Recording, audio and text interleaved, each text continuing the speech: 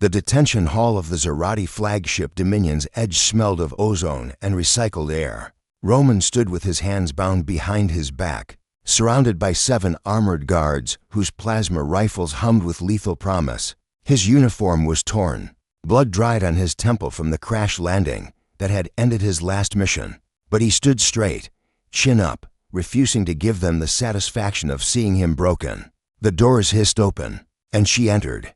Commander Autumn of the Zerati Imperial Fleet was everything the propaganda warned about: tall, elegant, with silver markings traced along her temples that marked her as high-caste warrior nobility. Her crimson uniform was immaculate, each medal precisely placed, but it was her eyes that caught Roman off guard. He'd expected cruelty, perhaps amusement at capturing one of humanity's elite pilots. Instead, he saw something like respect. "Lieutenant Roman Hayes," she said, her accent making his name sound almost musical. "The ghost of Sector 7, 43 confirmed kills. Single-handedly destroyed our supply depot at Kepler 442. You've cost my fleet more resources than any 10 human pilots combined."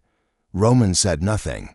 They'd trained him for the silence, name and rank only, give them nothing to work with. Autumn circled him slowly, hands clasped behind her back. "Do you know what my people think of humans, Lieutenant? Primitives, scavengers who got lucky with some stolen technology, insects that refuse to accept their place in the galaxy's hierarchy." She stopped in front of him, close enough that he could see the faint luminescence in her eyes, a Zerati adaptation that let them see in multiple spectra. "I thought that too," she continued, her voice dropping. "Until 3 days ago." Roman's jaw tightened. 3 days ago. The Battle of Crimson Nebula, the mission that was supposed to be a simple recon. Instead, they'd flown straight into a trap 50 Zerati fighters against their squadron of 12. The math was simple. They were dead. But Roman had done something the Zerati apparently hadn't anticipated. Something no sane pilot would attempt. "You flew into the nebula's corona," Autumn said. And for the first time, emotion crept into her voice. "Hydrogen density that would tear apart our shields. Temperatures that would cook your crew in their seats. Every tactical simulation said it was suicide."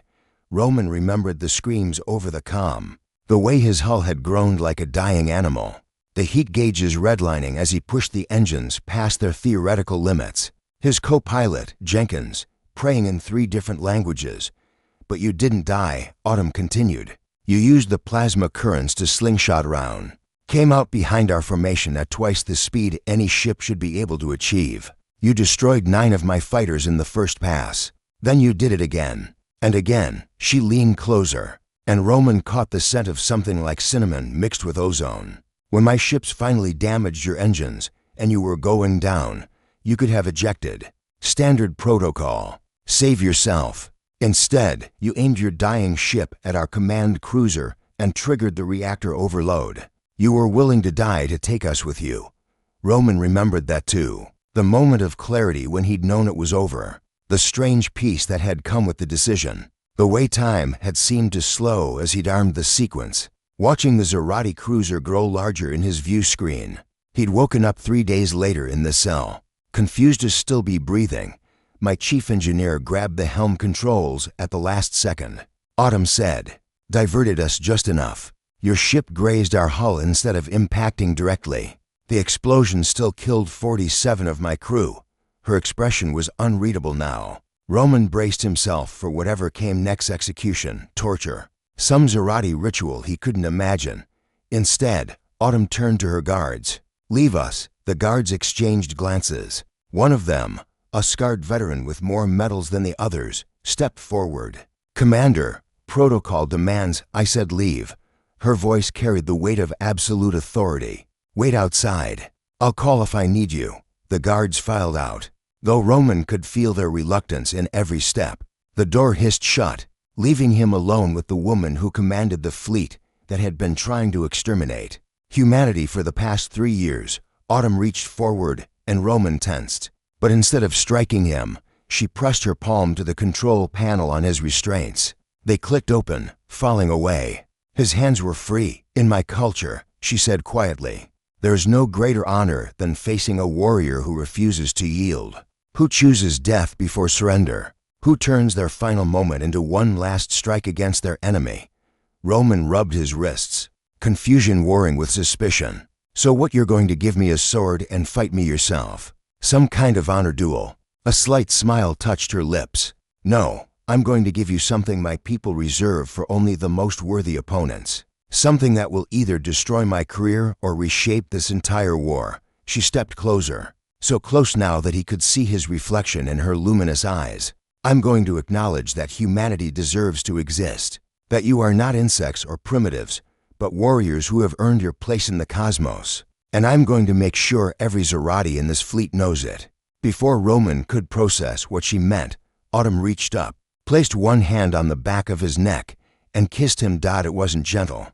It wasn't romantic. It was a declaration, fierce and deliberate, meant to be witnessed. And as the door suddenly hissed open and guards poured in, weapons raised in shock, Roman understood. She had called them. This was planned. Autumn stepped back, her hand still on his shoulder, and turned to face her guards. Let it be recorded, she said, her voice carrying through the hall and undoubtedly through every comm system on the ship, that I, Commander Autumn of the Zerati Imperial Fleet, have granted the war bonus to Lieutenant Roman Hayes of Earth. He has earned the right to honorable treatment as a peer warrior. Any who disagree may challenge me directly. Silence. The kind of silence that comes before earthquakes. The scarred guard was the first to move. Slowly, deliberately. He brought his fist to his chest in what Roman recognized as a Zerati salute of respect. One by one, the others followed. Autumn looked back at Roman, and this time her smile was genuine. Your war isn't over, Lieutenant. But as of this moment, it changed. My people will know that humans can be worthy. Some will hate you more for it. Others, she glanced at her guards, will begin to question why we're fighting at all. Roman stood there, hands free, surrounded by armed guards who now looked at him differently. He thought about his squadron, about Jenkins who'd died in the crash, about the 47 Zerati crew who'd been killed by his desperate gambit.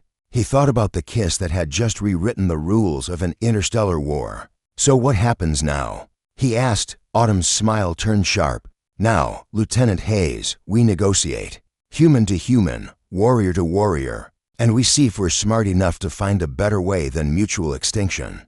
She held out her hand. After a moment, Roman took it. The war wasn't over. But for the first time in 3 years, there was something else in the air besides hatred and fire. There was possibility.